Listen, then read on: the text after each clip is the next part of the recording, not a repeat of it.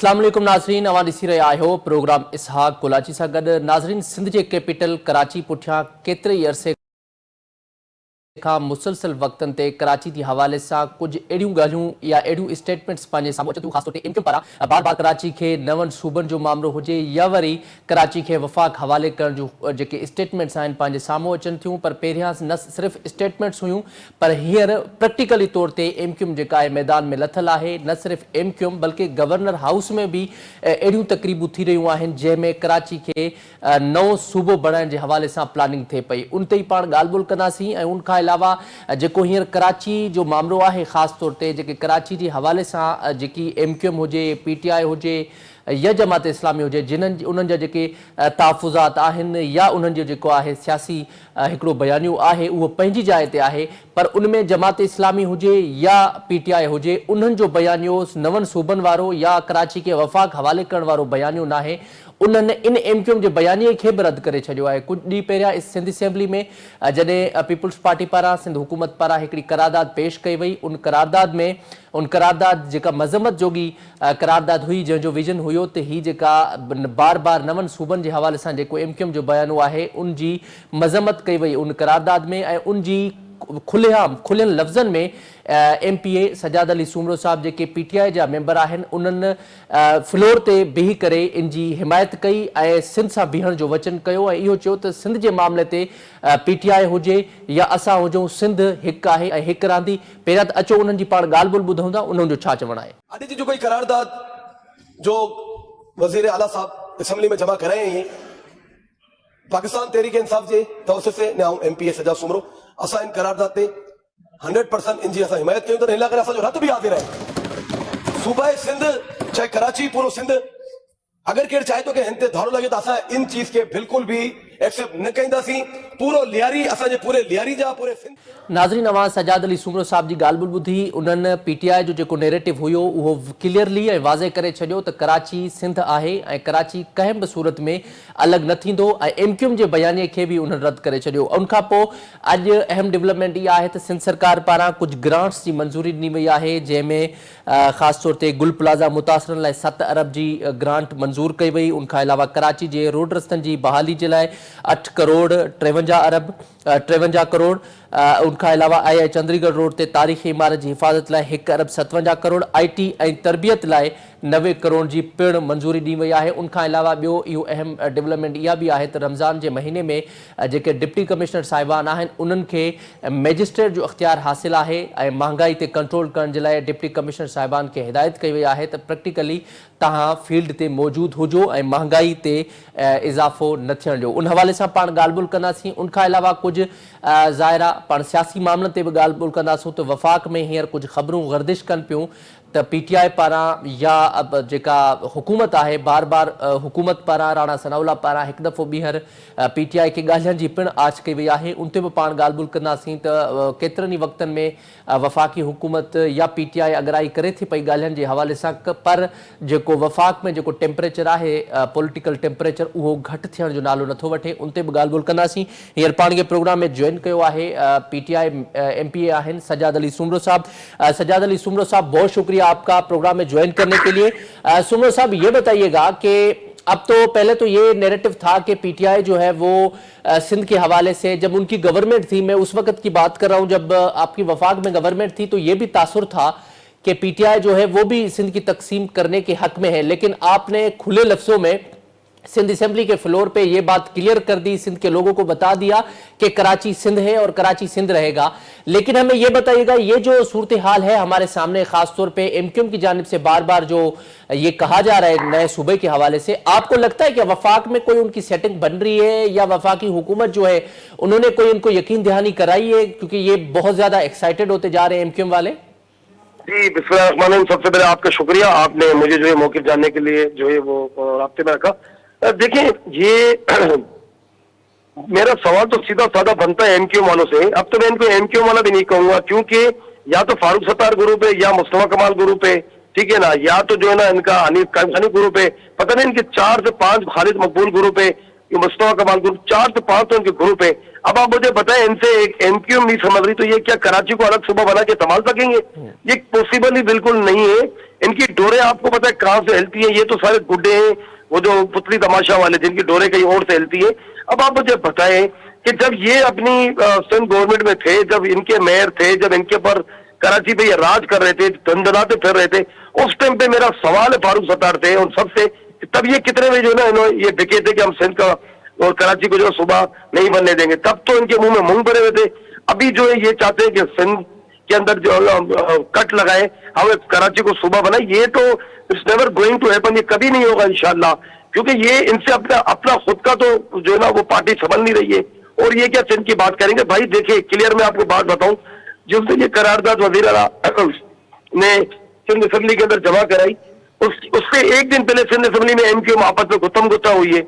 ये आपस में इन्होंने एक दूसरे के एमपीएच के ऊपर जो है ना वो इल्जाम लगा दिया एमपी और एमएनए ने। तो भाई जब ये पीटीआई की सीटों पे आएंगे तो आपको क्या लगता है कि क्या इनके पास कोई मैंडेट है?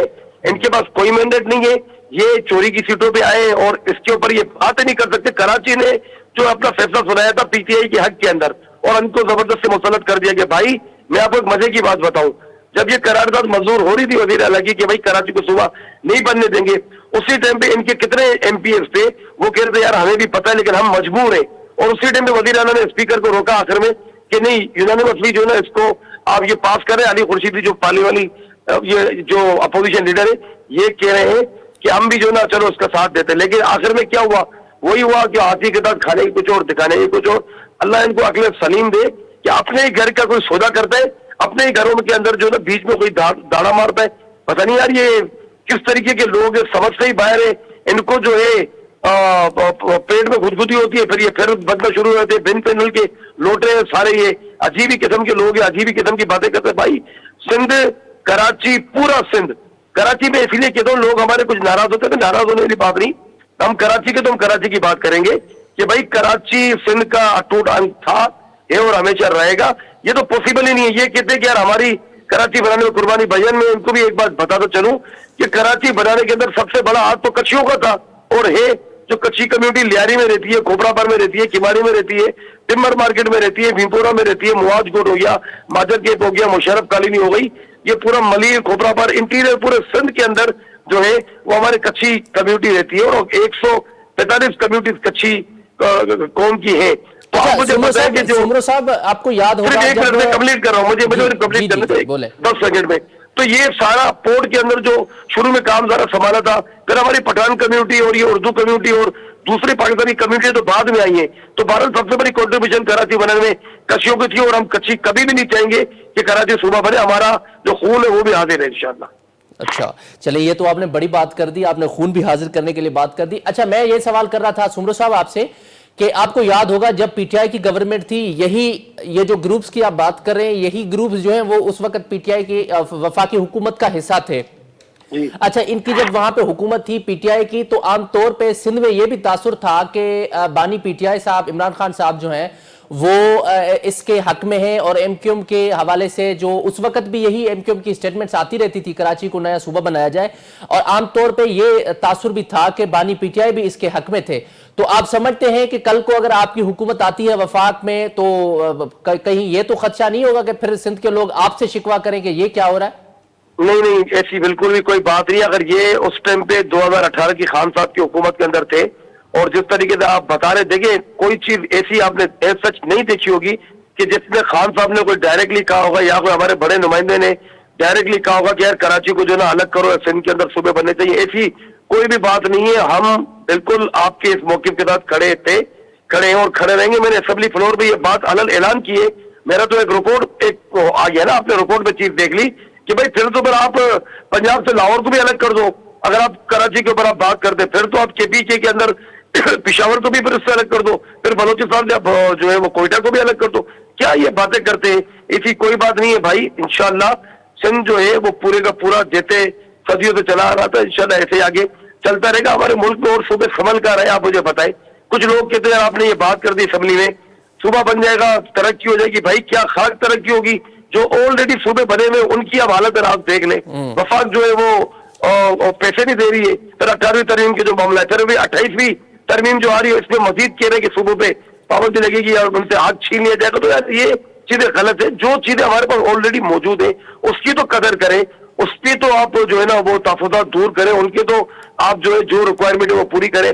हम चले नए सूबों की तरफ, इस तरीके से फिलहाल नहीं हो सकता। ये पूरा सारी पार्टियों को मिलके बशमूल हमारे एस्टेब्लिशमेंट बैठना पड़ेगा, इमरान खान साहब को बाहर लाना पड़ेगा। इसके बगैर ये गुजारा नहीं है, ये पॉसिबिलिटी नहीं है। आप केपीके की हालत देखें, दहशतगर्दी वहां हो रही है, बलोचिस्तान जो हमारे हाथ से दिन ब दिन निकलता जा रहा है। आप मुझे बताएं, सिंध की आप हालत देखें, कराची की आप हालत देखें, आप देखेंगे तो सिर्फ पंजाब इस वक्त मजे में। भाई पूरा पाकिस्तान पंजाब तो नहीं है ना, सिंध की भी तो आप हालत देखें। अभी तक हमारे पास मोटरवे इन्होंने सखर तक बहुत बड़ा एहसान कर दिया है, बाकी अब सखर के बाद चले तो सही। आगे ब्लडी 320 किलोमीटर जो आ रहा है, वहां पर भी कंस्ट्रक्शन हो रही है, कोई एक्सीडेंट हो रहे होते हैं। और कराची हैदराबाद मोटरवे भी हमें इन्होंने पहले ही कौम के ऊपर इनके इतने एहसान थे, उतर नहीं देते, एक और इन्होंने कौम पे एहसान कर दिया कि ये मोटरवे के नाम पे एक डब्बा है, वहां पर रोडों की हालत देखे। भाई हमें हमारा हक चाहिए, पूरे मुल्क को पाकिस्तान को कराची पालता है, सिंध पालता है। आप मुझे बताएं, और रिटर्न में हमें क्या मिल रहा है? हमें कोई हुकूक नहीं मिल रहे। भाई हम पीपल्स पार्टी से बात करते, पीपल्स पार्टी बोलती है हमें फंड नहीं मिले, फलाना नहीं मिले। देखिए मैं अलग लगा नहीं कहता हूँ, मुझे 100 इख्तिलाफ है पीपल्स पार्टी से। लियारी को भी तबाह कर दिया है, सिंध को भी तबाह कर दिया है, लेकिन इसका मतलब ये नहीं है कि हम कहेंगे कि नहीं यार आप जो है वो सूबे बनाए या वो करें। इसी से रिलेटेड सुमरो साहब ये भी बताइएगा कि ये जो इस वक्त एक हाइप क्रिएट हुई है, बहुत ज्यादा तनकीद हो रही है पीपल्स पार्टी पे, सिंध हुकूमत पे, खासतौर पे कराची के मामलात पे, हादसात पे, या इन तमाम मामलात पे तनकीद हो रही है। आप क्या समझते हैं कि वाकई में पीपल्स पार्टी पे जो तनकीद हो रही है वो सही हो रही है, या आप कुछ हद तक कहते हैं कि ठीक है, कुछ हद तक डिलीवर कर रहे हैं, कुछ करने की जरूरत है? देखिए 200% जो ना ये इसके ऊपर तनकीद हो रही है वो ठीक है। जो गलत है वो गलत है, जो सही है वो सही है। जो पीपल्स पार्टी अच्छा काम करेगी मैं तारीफ करूंगा, हम तारीफ करेंगे। जो गलत करेगी तो हम तनकीद तो करेंगे ना, हम आईना तो दिखाएंगे। आप मुझे खुद बताएं, आप पूरे सिंध की हालत देखिए, आप कराची की हालत देखिए, पूरा यूनिवर्सिटी रोड जमाने से खुदा हुआ है। अभी एमए रोड खोद दिया गया है, पानी नलों के अंदर नहीं आ रहे हैं, बिजली का बुरहान हमारे ऊपर है, गैस सिलेंडर के धमाके हो रहे हैं, मशीनें लोगों ने घरों में लगाई हुई है। ये सूबाई हुकूमत का काम है कि इम्प्लीमेंटेशन कराना, जगह जगह गैस के जो सिलेंडरों के जो मशीनें जो ये बिक रही हैं, या इसके अलावा जो दूसरे जो गैर कानूनी दुकानें खुली हुई है, गैस जो सिलेंडर हम फिल करवा दे, वो भी एक बारूद मवाद है ना एक तरीके से, उसके ऊपर बिल्डिंगें खड़ी हुई हैं। तो ये चीजें यहाँ होनी नहीं चाहिए।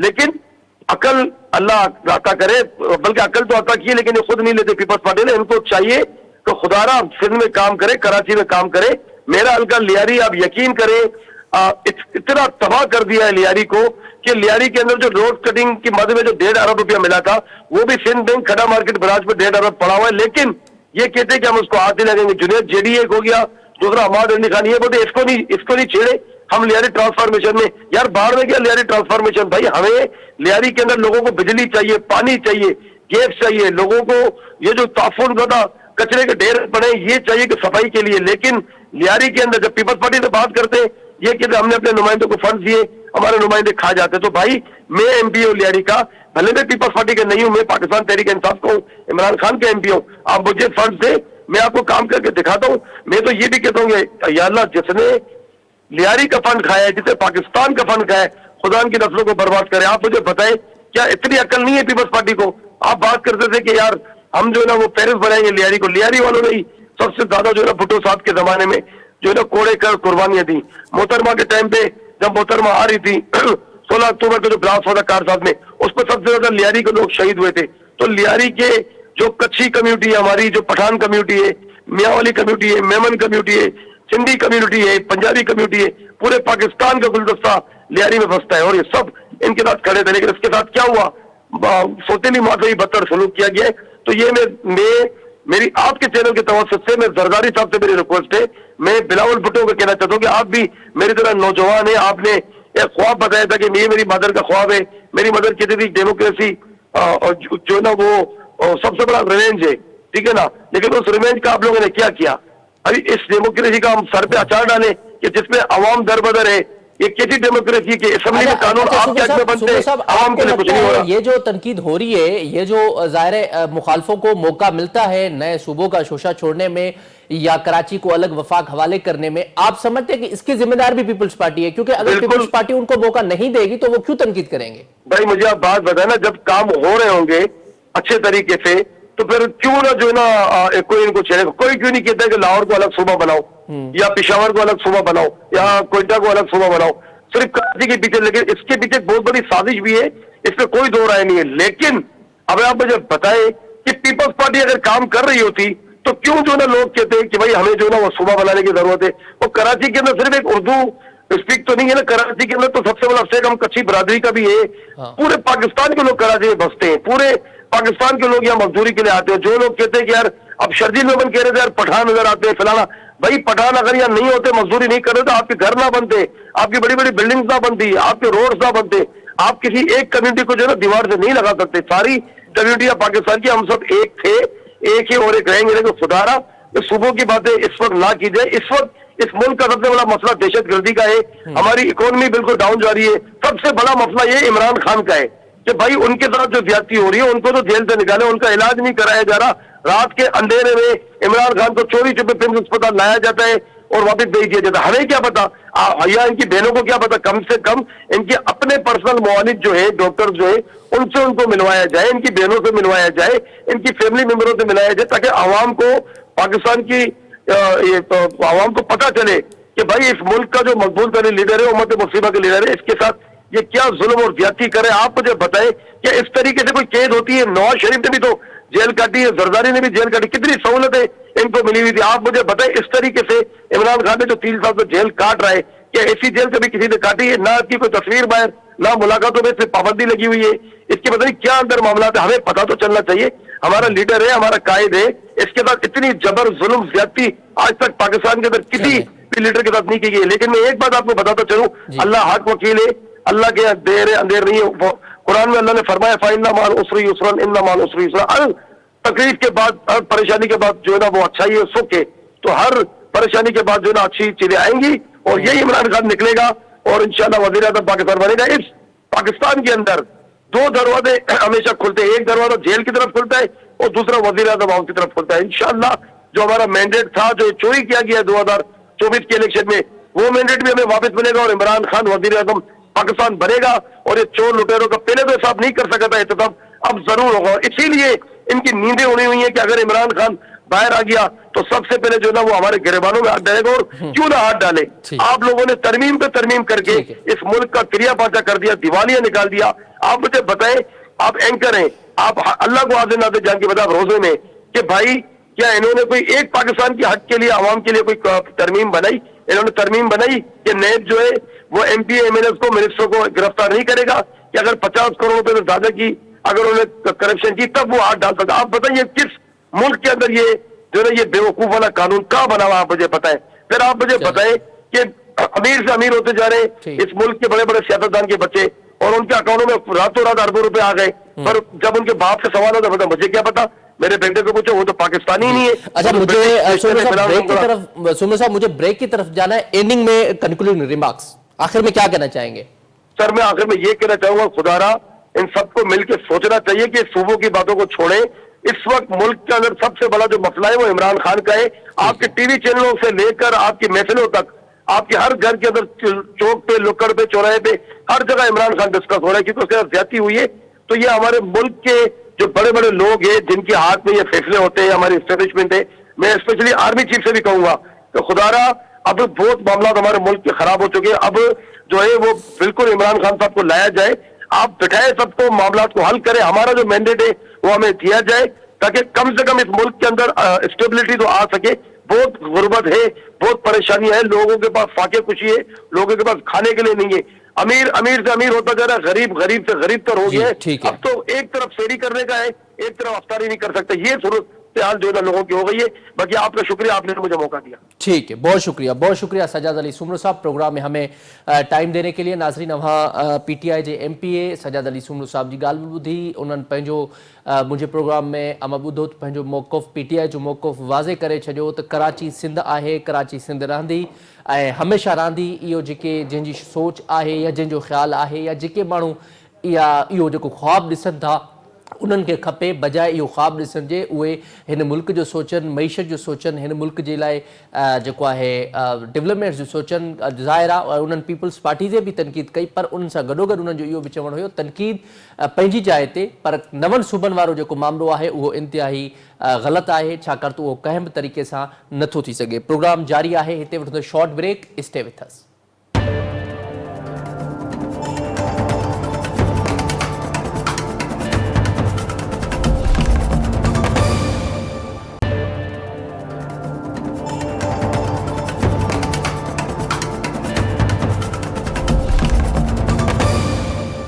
वेलकम बैक नाज़रीन। प्रोग्राम में अवां खे हिकु दफ़ो ॿीहर भली कार चऊं था। पाण ॻाल्हि ॿोल करे रहिया हुआसीं त कराची जे मामलनि ते ख़ासि तौर ते MQM पारां मुसलसल जेकी स्टेटमेंट्स साम्हूं अचनि पियूं ऐं उनखां अलावा जेका प्रैक्टिकली तौर ते हींअर जेका MQM आहे उहा डिमांड करे पई सदर जो इस्तीफ़ा हुजे, ॿ जेके गवर्नर आहिनि उन्हनि जो इस्तीफ़ा हुजे, पर पंहिंजे गवर्नर जे दिफ़ा में ज़ाहिर आहे हू सर फ़हिरिस्त आहिनि। उनखां अलावा असेंबली जे फ्लोर ते उन्हनि सरेआम ज़ाहिर आहे इनक़रारदाद जी जेका आहे उहा मुखालफ़त कई। उन ते पाण ॻाल्हि ॿोल खे जारी रखंदासीं। हींअर पाण खे प्रोग्राम में जॉइन कयो आहे सीनियर सहाफ़ी, सीनियर तजनिगार इम्तियाज़ फारहान साहब। इम्तियाज़ फारहान साहब, thank you so much for joining my show.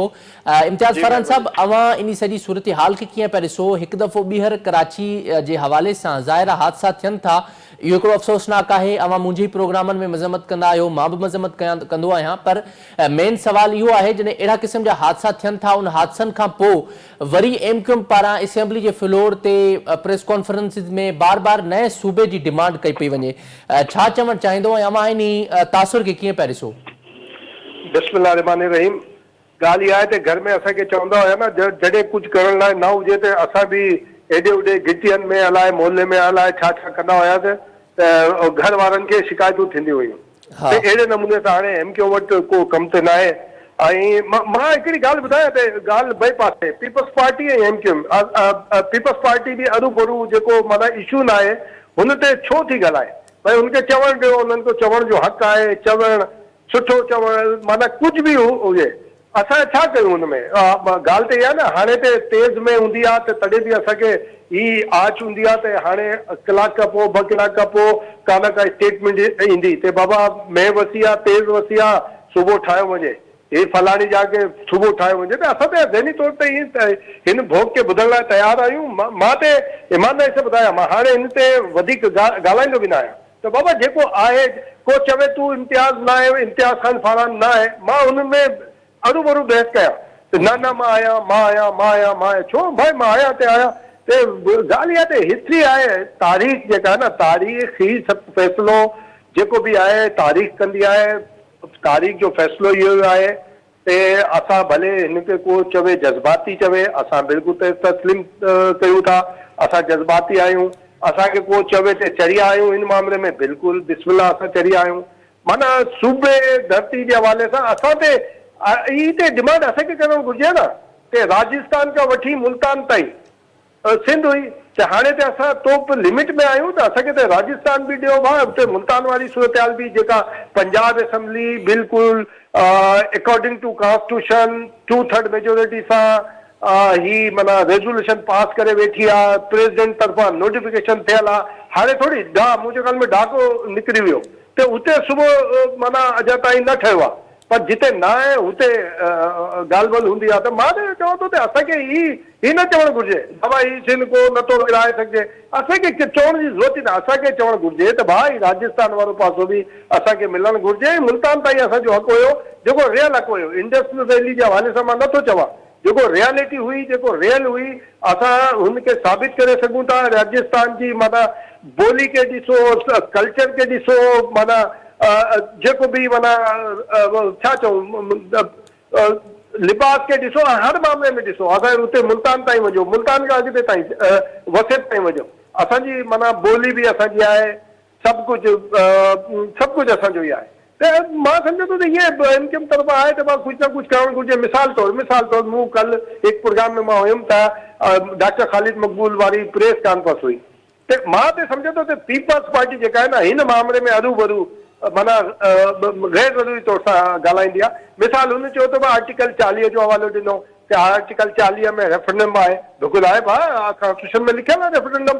पर रेफरेंडम जेको लिखियलु आहे उहो नेशनल लेवल जो लिखियलु आहे ऐं हुनजे लाइ रेफरेंस या त सुप्रीम कोर्ट तरफ़ां ईंदो आहे या प्रेसिडेंट पाण उनखे कंदो आहे। त प्रेसिडेंट सूबे लाइ कंदो, सॼे मुल्क लाइ हुन में लिखियलु आहे पूरी आर्टिकल 40 जी। ऐं 140 बल्दियाती इदारनि खे माना वधीक इख्तियार ॾिना वञे, बिल्कुलु इनमें सहमत आहियूं, बिल्कुलु 140 हुजणु खपे।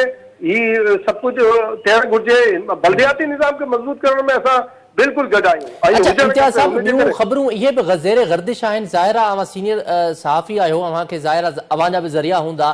हिन महल जेको बयानियो आहे उहो ख़ासि तौर ते अपोज़िशन जो MQM जो बयानियो जेको आहे वधीक मज़बूत थींदो पियो वञे ऐं पीपल्स पार्टी जो जेको बयानियो आहे उहो कमज़ोरी तरफ़ वञे पियो ऐं उन हवाले सां ॿुधण में इहो अचे पियो, ख़बरूं इहे बि आहिनि त सदर ज़रदारी बि इन ॻाल्हि ते कावड़ जो इज़हार कयो आहे ऐं पीपल्स पार्टी खां या ख़ासि तौर ते सिंध सरकार खां वॾे वज़ीर खां पुछाणो बि कयो आहे, उन्हनि ते नाराज़ बि आहे।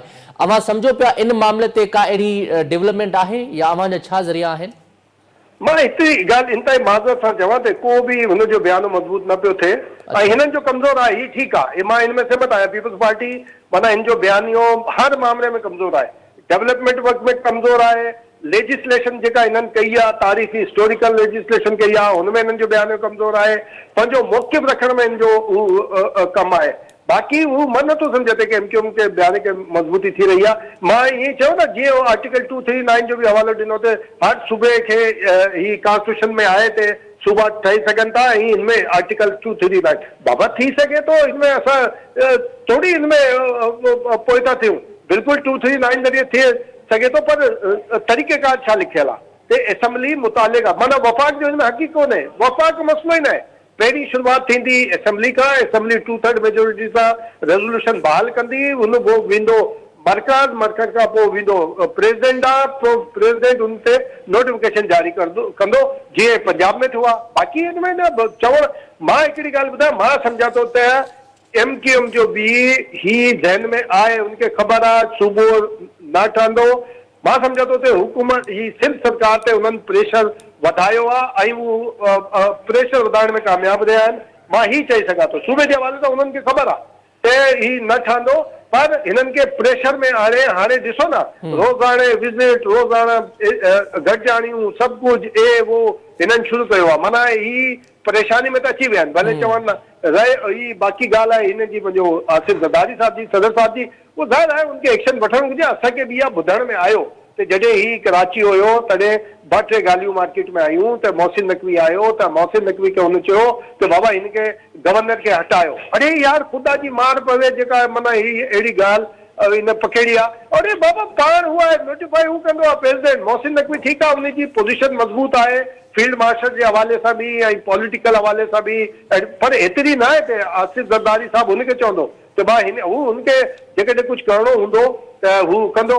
बाक़ी जेका गवर्नर हाउस में जेका कराची जे हवाले सां ख़ासि तरह सां जेका को बि गॾिजाणी हुई, हुन में ॻाल्हियूं थियूं, हुन हवाले सां सिंध असेंबली में जेका बि ॻाल्हि आई ऐं हुन कंडेम कयो, उहो बि बिल्कुलु ठीकु आहे, सहमत आहियूं बिल्कुलु। अच्छा इम्तियाज़ साहब, गवर्नर जो जेको उहिदो आहे उहो आइनी उहिदो आहे ऐं गवर्नर खे छा थी वियो आहे अचानक सां, गवर्नर जो जेको पॉइंट ऑफ व्यू आहे उहो तमामु घणो डिफरेंट छो थी वियो आहे? गवर्नर जेको आहे जॾहिं पहिरियां गवर्नरशिप उन्हनि खे मिली त उन टाइम तमामु घणा सोशल हुआ, ॿाहिरि निकिरनि पिया, मामलात खे ॾिसनि पिया, पर हींअर उन्हनि जो जेको बयानियो नैरेटिव आहे उहो सिर्फ़ु पॉलिटिकल ऐं MQM जो बयानियो थी वियो आहे।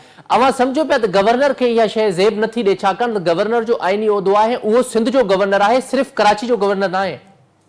बिल्कुलु इहा आहे त हाणे उनजो इम्प्रेशन ईअं आयो आहे, पर जॾहिं कॾहिं हाणे ते 5-6 महीना थिया आहिनि, असांजी का ॻाल्हि न थी आहे हिन मामले ते। अॻे हुनजो चवणु इहो ई हुयो त यार मां गवर्नर आहियां, मां कॾहिं बि हिननि खे अपोज़ न कयो, ही माना बिल्कुलु लिफ्ट वारी न नो लिफ्ट वारी ॻाल्हि, त मां नो लिफ्ट आहे, मूंखे पुछंदा ई न आहिनि कंहिं बि मामले में, ऐं मूं ते अरूबरू तनक़ीदूं कराईंदा आहिनि, पाण बि कंदा आहिनि। हिन करे ठीकु आहे, मां ते नॉमिनेशन आहे मुंहिंजी MQM तरफ़ां ई आहे, भले मां किथे ॿिए पासे खां हुजां, पर मुंहिंजी एफिलिएशन त MQM सां आहे। हिन करे हुन इहा ॻाल्हि शुरूआत कई ऐं अॻिते हुन वधाई, ज़ाहिर हुनखे चुप किथे पीपल्स पार्टी में अॻे मिसाल, अॻे जॾहिं ही गवर्नर न हुयो त आसिफ ज़रदारी सां सुठा लॻापा हुया न हुया, हिन जा बिल्कुलु वधीक ज़बरदस्त सुठा लॻापा हुया, सभु कुझु हुया सभु, त ज़ाहिर आहे त हाणे पासो खयो आहे हुन। त हिन करे मां चवां पियो त सिंध असेंबली जेका गवर्नर हाउस में जेको कुझु थियो कराची जे हवाले सां उनजी मज़म्मत कई, बिल्कुलु ठीकु आहे, पर अरूभरी सिंध खे वधाइण वारी ही अरूभरू करे जेका ॻाल्हि थी न, ही मां सहमत न आहियां। छो जो हिन में इहा आहे त मूंखे शक आहे, मुंहिंजो माना मूंखे सिंध ते नौज़ बिल्ला शक आहे त सिंध धरती न आहे, सिंध ईअं थी वेंदो। बाबा छॾियो, सिंध अवांजी रखवाली थी कंदी आहे, अवां नथा करे सघो धरतीअ जी रखवाली, धरती पाण कंदी आहे अवांजी, त ही मां हुन में सहमत न आहियां। बाक़ी हिकिड़ी ॻाल्हि ॿुधायां, यानी हिननि में बि पाण में बि जड़ हलनि पिया हिक ॿिए खे कमज़ोर करण लाइ। पीपल्स पार्टी में हिक ॿिए खे कमज़ोर करण लाइ मामला हलनि पिया, टे धुर थी वियूं आहिनि। हिकिड़ी प्रेसिडेंट साहब जी आहे, हिकिड़ी अदी फरियाल तालपुर जी आहे, हिकिड़ी बिलावल साहब जी आहे। बिलावल साहब वारी मुराद अली शाह खे सपोर्ट थी करे। आसिफ साहब जी अव्हांखे ख़बर आहे कि आसिफ साहब छा थो चाहे त भई कीअं हुजणु खपे।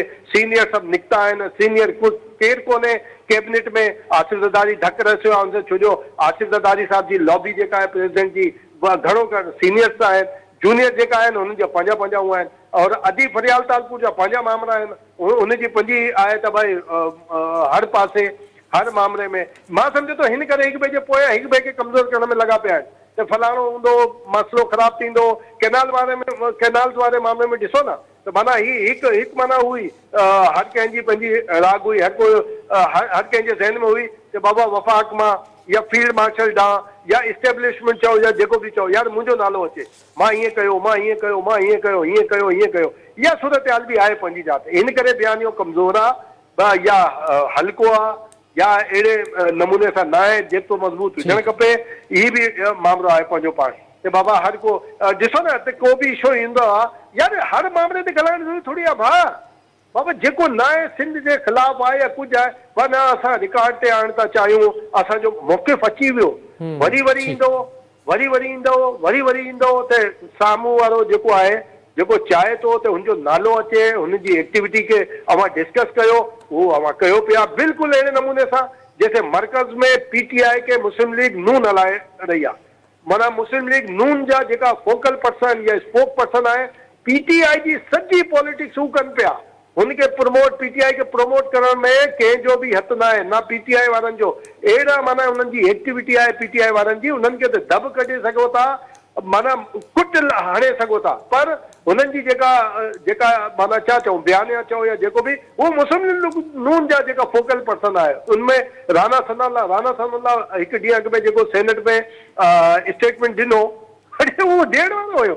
असां ते शहीद रानी मुतलबा बेनज़ीर भुट्टो सां ही मीडिया सेल हूंदो अॻे जॾहिं सभु असां हिकिड़ो डॉक्टर वकार हूंदो, हुन सां गॾु हूंदासीं त ही अखर जेका आहे न हुननि सां गॾोगॾु अल्फाज़ जेका आहे न हू बि बयाने में वधीक ज़बरदस्त या न कमु कंदा आहिनि। इहे न इधर तुम उधर हम कुझु बि न हुयो न, ही हुनखे माना इम्तियाज़ साहब प्रोग्राम जो वक़्तु जेको आहे पंहिंजी पुॼाणी थो पहुचे, एंडिंग में रिमार्क्स ॾियणु चाहियो, छा आख़िर में चवणु चाहींदो, छाकाणि त प्रोग्राम जेको आहे पंहिंजी पुॼाणी थो पहुचे, आख़िर में छा चवणु चाहींदा, कंक्लूडिंग रिमार्क्स प्लीज़। हक़ मौजूद सदा मौजूद। मां हाणे होशू शिदी सां माज़रत सां ॻाल्हाईंदो आहियां हर तकरीर में। मरसूं आहे न, माना मारसूं सिंध न ॾेसूं। हक़ मौजूद सदा मौजूद। ठीक है, thank you so much Imtiaz Farhan साहब प्रोग्राम में असांखे टाइम ॾियण जे लाइ। नाज़रीन, अवां इम्तियाज़ फारान साहब जी ॻाल्हि ॿोल ॿुधी। इम्तियाज़ फारान साहब ख़ासि तौर ते सीनियर सहाफ़ी हुजण जे हवाले सां कराची में अहम मामलनि ते ॻाल्हाईंदा रहनि था पाण वटि प्रोग्राम में, ऐं अॼु बि उन्हनि पंहिंजो मौक़िफ़ ऐं ख़ासि तौर ते पंहिंजो एनालिसिस पंहिंजे साम्हूं पेश कयो, ऐं उन्हनि जो इहो वाज़े आहे त MQM वटि ज़ाहिरा ॻाल्हाइण लाइ ॿियो कुझु बि न आहे, न कारकर्दगी आहे, न हुकूमत आहे, न कुझु, सिर्फ़ु वफ़ाक़ में 2 वज़ारतूं आहिनि, त उन्हनि वटि ॿियो को ऑप्शन न आहे। उहे इन करे अहिड़ी क़िस्म जा शोशा छॾींदा आहिनि, अहिड़ियूं ॻाल्हियूं कंदा आहिनि। इन करे पीपल्स पार्टी खे उन्हनि खे जवाबु न ॾियणु खपे। ऐं ॿी उन्हनि अहम ॻाल्हि इहा बि कई त पीपल्स पार्टी जो बयानियो इन करे कमज़ोर आहे त पीपल्स पार्टी में कुझु त धड़ा घणा आहिनि, ऐं ॿियो पीपल्स पार्टी प्रैक्टिकली तौर ते डेवलपमेंट में ख़ासि तौर ते जेको आहे कम जे हवाले सां पीपल्स पार्टी जी सुस्ती आहे। इन करे ज़ाहिर आहे मुख़ालिफ़नि खे मौक़ो थो मिले। प्रोग्राम पंहिंजी पुॼाणी थो पहुचे। मूंखे इजाज़त ॾींदा, अल्लाह निगहबान।